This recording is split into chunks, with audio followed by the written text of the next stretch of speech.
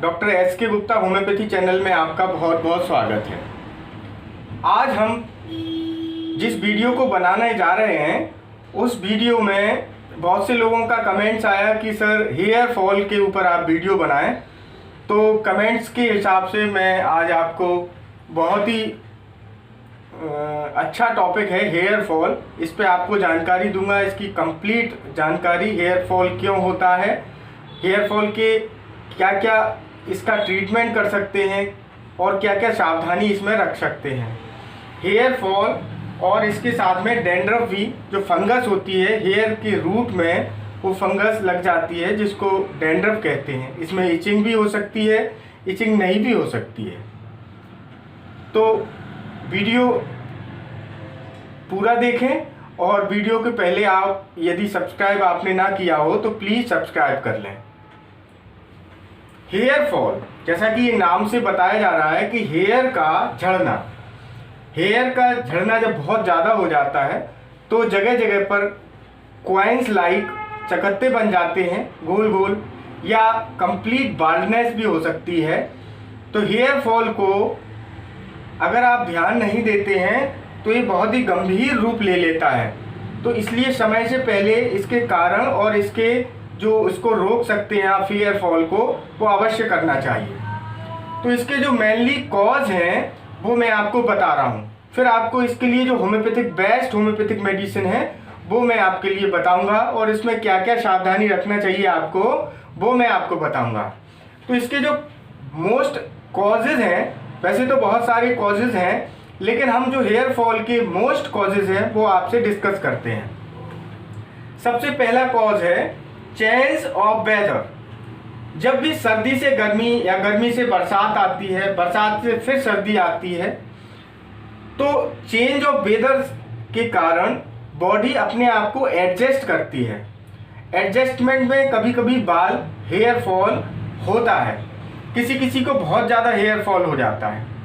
बरसात में जब पानी में भीग जाते हैं तो हेयर्स के अंदर पानी रुक जाता है और वो सूखने से डैंड्रफ बन जाता है, फंगस लग जाती है बालों की रूट्स में, और फिर जिसके कारण हेयर फॉल होता है।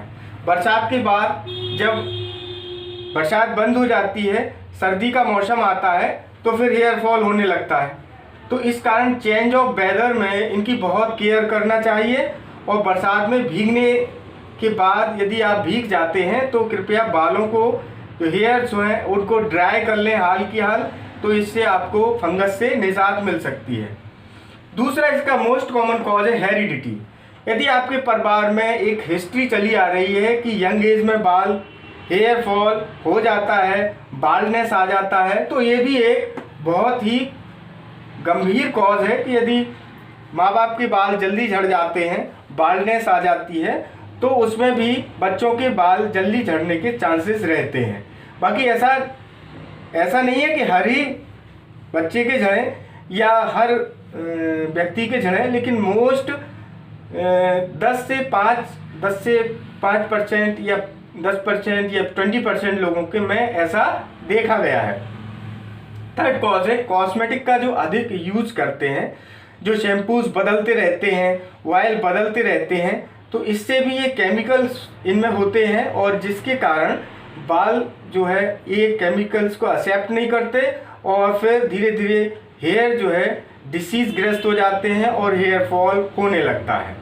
बालों में भी इन्फेक्शन हो जाता है, खुजली होने लगती है। तीसरा जो कॉज है वो ड्रायर का यूज़।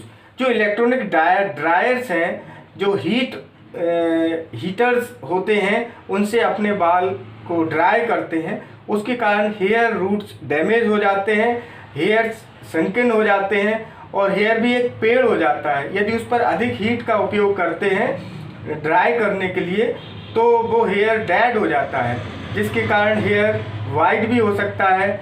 और इस कारण अधिक ड्रायर का उपयोग ना करें, जब बहुत ही ज़रूरी हो तो ही ड्रायर का उपयोग करें। फिफ्थ जो कॉज है वो अधिक केमिकल कलर्स का उपयोग करना। कई लोग कलरफुल बाल हेयर को बनाने के लिए कलरफुल पेंट्स यूज करते हैं, कलरफुल केमिकल यूज करते हैं और डिफरेंट टाइप के कलर यूज करते हैं, जिससे हेयर की ग्रोथ रुक जाती है, हेयर जो है बर्न हो जाता है, हेयर वाइट हो जाता है। तो आपको ये ध्यान रखना चाहिए कि हेयर के लिए जो कलर यूज़ कर रहे हैं वो नेचुरल हो या फिर बहुत ही अच्छे प्रकार का कलर ही यूज़ करें। 6th कॉज है पेट खराब होना। जिन लोगों का डाइजेशन खराब रहता है उनको हेयर फॉल की समस्याएं बहुत ज़्यादा होती हैं। जिनका पेट साफ नहीं होता है उनको पेट साफ न होने के कारण न्यूट्रिएंट्स बॉडी में अच्छी तरह डिस्ट्रीब्यूट नहीं हो पाते और जो वेस्ट प्रोडक्ट है वो बॉडी के अंदर रह जाता है। जब लैट्रिन और बाथरूम प्रॉपरली नहीं होती, पेट साफ नहीं होता, तो इसके कारण जो टॉक्सिक सब्सटेंस है बॉडी में इकट्ठे हो जाते हैं और जो हेयर फॉल का बहुत बड़ा कॉज बन जाते हैं। 7th cause of hair fall है हेल्दी डाइट। यदि आप हेल्दी डाइट लेते हैं तो बहुत अच्छा है, और यदि हेल्दी डाइट नहीं लेते हैं तो हेल्दी डाइट्स में मल्टी न्यूट्रिएंट्स होते हैं, जिंक है, विटामिन्स हैं, कार्बोहाइड्रेट है, मिनरल्स हैं। तो ये जो हेयर फॉल के लिए बहुत बड़ा कारण है ये। यदि न्यूट्रिएंट्स आपकी डाइट में नहीं होंगे तो आपको हेयर फॉल होगा। विटामिन्स हैं जो हेयर फॉल को रोकते हैं, A, D, K, E। ये विटामिन जो है हेयर फॉल के लिए, विटामिन सी भी है तो ये बहुत अच्छा एंटीऑक्सीडेंट का काम भी करता है विटामिन सी। और vitamin A, D, K, E ये बहुत ज़रूरी है हेयर्स के लिए। ई विटामिन तो बहुत ही ज़्यादा ज़रूरी है। तो विटामिन ई जो लेते हैं डाइट में उनको हेयर फॉल बहुत ही कम होता है। तो आप ध्यान रखें कि डाइट में हर चीज़ हो, डाइट में विटामिन्स भी हो, मिनरल्स भी हो, और फूड एकदम जंक फूड ना हो, ये आप ध्यान रखें। 8 जो कॉज है हेयर फॉल का वो है लाइफस्टाइल का गलत होना। कभी भी सोना, कभी भी जगना। एक निश्चित लाइफस्टाइल बनाएं अपनी, एक निश्चित समय पर सोना, जगना, और कम से कम इलेक्ट्रोमैग्नेटिक रेज का उपयोग करें। जो आजकल मोबाइल, टीवी या जो भी इक्विपमेंट हैं, मैक्सिमम इक्विपमेंट में इलेक्ट्रोमैग्नेटिक रेज यूज हो जाती हैं। तो ये बॉडी के लिए, ब्रेन के लिए, हेयर्स के लिए और लाइफस्टाइल के लिए बहुत ज़्यादा खतरनाक हैं। तो बच्चों को भी ये इन चीज़ों से दूर रहना चाहिए, क्योंकि इलेक्ट्रोमैग्नेटिक रेज ब्रेन के अंदर कई तरह के चेंजेस लाते हैं और इससे दिनचर्या डिस्टर्ब हो जाती है और जिसका कारण हेयर फॉल होता है। 7th कॉज है डिलीवरी के बाद। कई लोगों में डिलीवरी के बाद हेयर फॉल देखा गया है। डिलीवरी के बाद जो मिल्क फीड कराती हैं जो फीमेल, उनमें हेयर फॉल बहुत ज़्यादा हो जाता है। तो एक्चुअली क्या है, जो डिलीवरी के बाद वीकनेस होती है उसके कारण भी हेयर फॉल होते हैं, और कई प्रकार के हार्मोनल चेंज आते हैं बॉडी में। जो मिल्क पिलाने वाली, बच्चों को मिल्क पिलाने वाली फीमेल्स हैं, उनमें डिलीवरी के बाद बहुत ज़्यादा हेयर फॉल होता है। थायराइड पेशेंट, हार्मोनल बॉडी में चेंज आने के बाद ग्रोथ हार्मोन, थायराइड हार्मोन जिसको कहते हैं, थायरोक्सिन, ये बॉडी में कमी या अधिकता होने पर हेयर फॉल होता है। तो जो भी थायराइड पेशेंट हैं वो ध्यान रखें कि डाइट वो अपनी मैनेज रखें और थायराइड का जो भी ट्रीटमेंट लेते हैं वो लेते रहें। इससे हेयर फॉल में भी रिलीफ होगा। कोई भी लंबी बीमारी, 9th कॉज है, कोई भी लंबी बीमारी है, काफ़ी समय से आपको है, या टाइफाइड रहता है। टाइफाइड में भी कई लोगों के बाल झड़ जाते हैं या झड़ने लगते हैं। तो हेयर फॉल का टाइफाइड भी एक मोस्ट प्रोमिनेंट कॉज है। तो याद रखें, टाइफाइड के बाद जो वीकनेस आती है उसके लिए आप जो भी वीकनेस का ट्रीटमेंट है वो लेते रहें और हेयर फॉल का भी ट्रीटमेंट लेते रहें। अच्छी हेल्दी डाइट लें टाइफाइड के बाद। 10th कॉज है एनीमिया और पीलिया।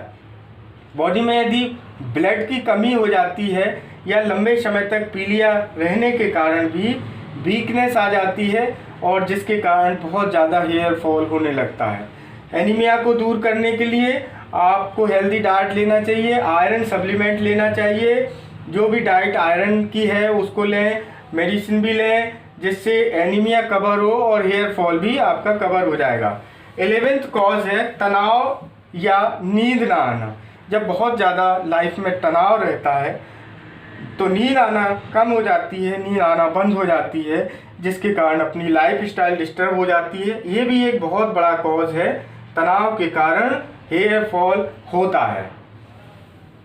12th नंबर का कॉज है हार्ड वाटर। जो लोग हार्ड वाटर नहाने के लिए यूज़ करते हैं या वाटर को हार्ड वाटर से वॉश करते हैं, बालों को हेयर को हार्ड वाटर से वॉश करते हैं, उनके हेयर फॉल ज़्यादा होते हैं। तो कोशिश ये करना चाहिए कि पानी को हार्ड वाटर को यूज़ ना करें, जिससे कि हेयर फॉल कम से कम हो। 13 नंबर का कॉज है हार्मोनल डिसबैलेंस। जिन भी महिलाओं को, फीमेल्स को, मेल्स को हार्मोनल डिसबैलेंस से संबंधित बीमारी होती है, हार्मोनल डिसबैलेंस मीनोपॉज में भी होता है और जब मीनार्च शुरू होता है उसमें भी होता है, तो उस समय भी हेयर फॉल होता है। मीनोपॉज में भी बहुत ज़्यादा हेयर फॉल होते हैं। तो फीमेल को ये थोड़ा सा समझना होता है कि हेयर फॉल मीनोपॉज में बहुत सी फीमेल्स को होता है और कभी कभी अपने आप भी ठीक हो जाता है, और यदि ठीक नहीं होता है तो उसके लिए ट्रीटमेंट लेना चाहिए। मेल्स में भी टेस्टोस्टेरोन की कमी होने के कारण भी हेयर फॉल होता है। 14th जो कॉज है वो जनरल वीकनेस है। किसी भी फीमेल को, मेल को यदि वो डाइट प्रॉपर नहीं लेता है या किसी भी कारण से वीकनेस बहुत आ गई है या किसी बीमारी के कारण वीकनेस आ गई है, तो भी वीकनेस के कारण हेयर फॉल बहुत होता है। तो ध्यान रखना चाहिए कि जो भी कॉजेज़ बताए गए हैं उन कॉजेज़ को ध्यान रखें, और जो भी कॉजेज़ को आप अपने घर में ही स्वतः ठीक कर सकते हो उनको ठीक करना चाहिए, जिससे कि हेयर फॉल आपका ठीक हो सके। अब चलते हैं कुछ होम्योपैथिक मेडिसिन्स के तरफ, जो कि आपको लेने पर हेयर फॉल में बहुत ज़्यादा रिलीफ होता है। तो यदि आपके सिम्टम्स के अकॉर्डिंग होम्योपैथी की दवा आप लेते हैं तो निश्चित ही आपको हेयर फॉल में बहुत लाभ होगा। तो होम्योपैथी दवा लेने से पहले आप सिम्टम को मैच कर लें। जिस भी दवा से आपके लक्षण मैच खाते हों वो दवा आप लें, तो निश्चित रूप से आपको हेयर फॉल में लाभ होगा, और अपने फैमिली डॉक्टर से भी आप सजेशन ले सकते हैं। तो सबसे पहली मेडिसिन हम आपको बताते हैं होम्योपैथी की मेडिसिन, जो कि हेयर फॉल में नो डाउट बहुत ही अच्छा काम करती है। इसका नाम है एसिड फॉस।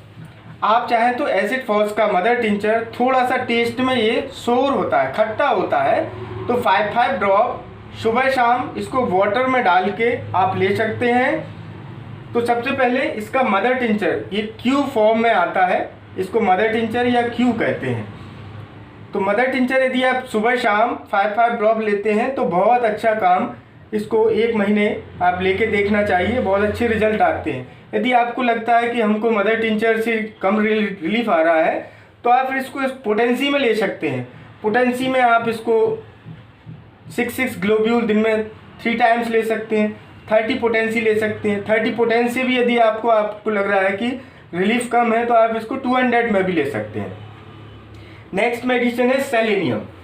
सेलेनियम एक बहुत ही वीकनेस की बहुत अच्छी दवा है। जिनको नर्वस वीकनेस रहता है या जिनको हार्मोन से संबंधित मेल्स में ये बहुत अच्छा काम करती है। जनरल वीकनेस के लिए, हेयर फॉल के लिए ये दवा को आप 30 पोटेंसी में दिन में 3 बार लेते हैं। आप इसको बेझिझक दिन में 3 टाइम्स ले सकते हैं, और यदि इससे आपके सिम्टम मिलते हैं तो ये बहुत अच्छा काम आपको करती है। नेक्स्ट दवा है आपका बिस्बेडन। बिस्बेडन it's a very good medicine for hair fall, और ये दिन में 3 बार 30 पोटेंसी में आप 15 डे तक लेकर देखें, बहुत अच्छा रिजल्ट आएगा। नेक्स्ट मेडिसिन है आपका नेट्रम्यूर। नेट्रम्यूर का पेशेंट मेंटली अनहेल्दी होता है, फिजिकली भी अनहेल्दी होता है, और इसके सिम्टम्स आपको पता होना चाहिए। नेट्राम्यूर को कहते हैं कॉमन साल्ट, सोडियम क्लोराइड। ये होम्योपैथी की दवा सोडियम क्लोराइड से बनती है। सोडियम क्लोराइड जो खाने का नमक होता है उसको ही नेट्राम्यूर कॉमन साल्ट कहते हैं, जिसको आप कॉमन साल्ट कहते हैं वही नेट्राम्यूर होता है। तो आप इसको 30 पोटेंसी में दिन में 2 बार सुबह शाम ले सकते हैं। इसके जो और सिम्टम्स हैं वो मैं आपको बताता हूँ। इसमें जो मरासमस होता है वो नेक रीजन में होता है। इसकी नेक जो है बहुत ही वीक होती है। इस पेशेंट को सॉल्ट बहुत अच्छा लगता है, कॉमन सॉल्ट। ये जो खड़ा सॉल्ट है ये मुंह में खाता रहता है और ये खाने की इच्छा भी रखता है। थर्ड थिंग है, इसको मेंटली टेंशन बहुत रहता है। ये बहुत ज़्यादा इरिटेबल और एक प्रकार से नेट्राम्यूर पेशेंट थोड़ा सा साइकोलॉजिकली परेशान रहता है। इसको कई प्रकार के भ्रम उत्पन्न हो जाते हैं। तो कहने का मतलब इसके सिम्टम्स को आप मैच कर लें और फिर इस दवा को लें तो हेयर फॉल की, हेयर रूट को ग्रो करने को ये प्रमोट करता है। तो हेयर का ग्रोथ बहुत जल्दी होता है। ये नो डाउट डैंड्रफ के लिए भी बहुत अच्छी दवाई है। ये चूँकि फंगस को ठीक करता है इसलिए डैंड्रफ को भी ठीक कर देता है। नेक्स्ट मेडिसिन है चाइना ऑफिसिनेलिस। ये वो मेडिसिन है जिससे होम्योपैथी की खोज हुई थी। द डिस्कवरी ऑफ मेडिसिन जो है इसी मेडिसिन से, चाइना जिसको सिंकोना ऑफिसिनेलिस कहते हैं, इससे होम्योपैथी की सबसे फर्स्ट मेडिसिन है। इसी को सबसे पहले प्रूव किया गया था। तो ये दवा जनरली मलेरिया जैसे बुखार में भी बहुत अच्छा काम करती है और नो डाउट ये होम्योपैथी में जनरल वीकनेस के लिए बहुत ही अच्छी दवा है।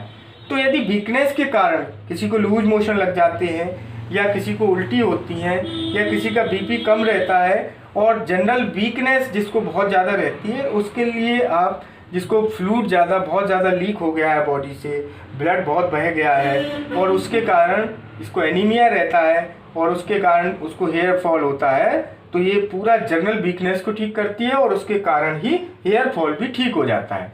नेक्स्ट मेडिसिन है एसिड फ्लोर।